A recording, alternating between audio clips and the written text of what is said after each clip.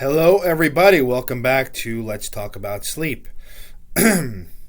So, before we get started, just one thing I always ask you guys is please like these videos, please subscribe to my channel, and if you really like them, please share them with your friends and family, post it on social media, whatever you like.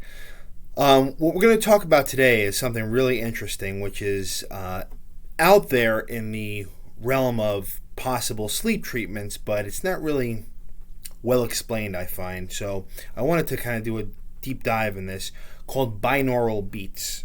Okay, and you probably have heard about them. You may have seen relaxation CDs or videos or whatever about this. But what is it and why does it work? It's really, really interesting.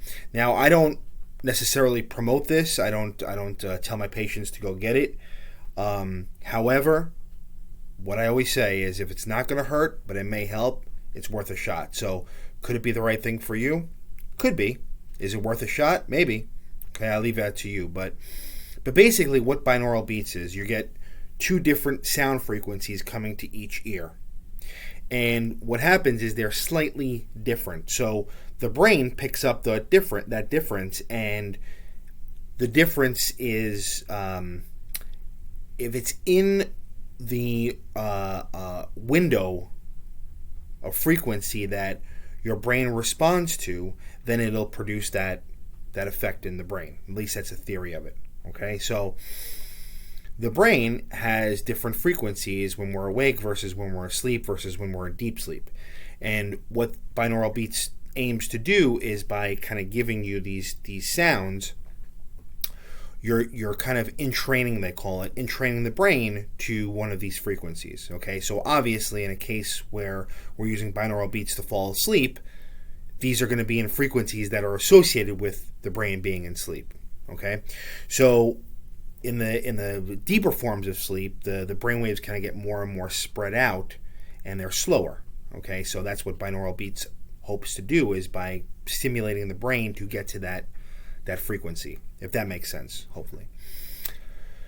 So it sounds very interesting, and fortunately there's been a couple of studies over the years that have shown that this can be effective.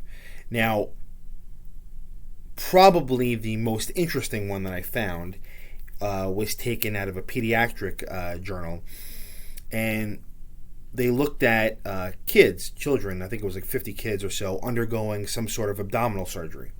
Okay, now that kind of procedure is going to be painful, and part of that procedure entails using anesthetic. Okay, so in this study, what they did was they took about 50 kids and they put them in two different groups. So the first group got the normal thing, which was they underwent the surgery. They had what's called propofol, which is an anesthetic. It kind of looks like milk. You may have seen it if you have a colonoscopy or some kind of procedure where you don't have to be under general sedation. They call this conscious sedation, where it's like you're kind of in a twilight phase. You don't remember it. So if you've had a colonoscopy, they give you propofol. You wake up 20 minutes later or so. You don't have no recollection of what happened, but you weren't actually fully under.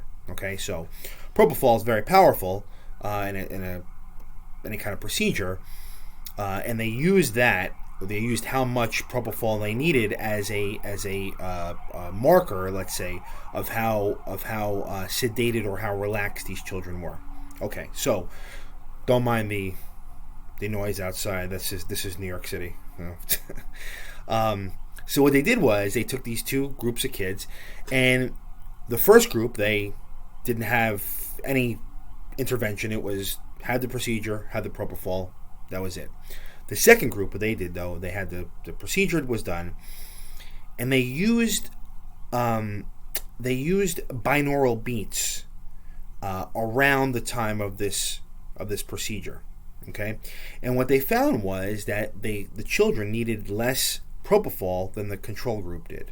Okay, now that's really interesting because we're dealing with pain. We're dealing with pain and being uncomfortable, surgical procedure. And the fact that they needed less anesthetic is pretty powerful. Now, that was just one study, and there were other studies done showing, like in athletes, getting better quality, deeper sleep using binaural beats helped them to perform better. But yeah, the anesthetic one really kind of stuck out to me. So again, does this am I promoting this as something that you, as a person who wants to get better sleep, should do? No, I'm not. But is it worth something trying? Possibly. But yeah, that's what binaural beats are. That's kind of how they work. Again, you have two different frequencies, and the difference is supposed to be within the band of frequencies that your brain entrains to, they call it, during deeper forms of sleep. Okay, so you're kind of mimicking what the brain would normally do. Okay, the brain waves would normally do. Very interesting. As I say, if it's not going to hurt you, you may want to give it a try. I'm a big believer in things like meditation, massage therapy, hypnotherapy in some cases. Okay, so that's the video for today. Thank you guys for watching. If you have any questions, please leave them in the comment section. I will try to answer any or all of them. If you like the video, please subscribe to the channel. Please like it, press the like button, and share it with your family and friends. And I will talk to you guys soon. In the meantime, sleep well.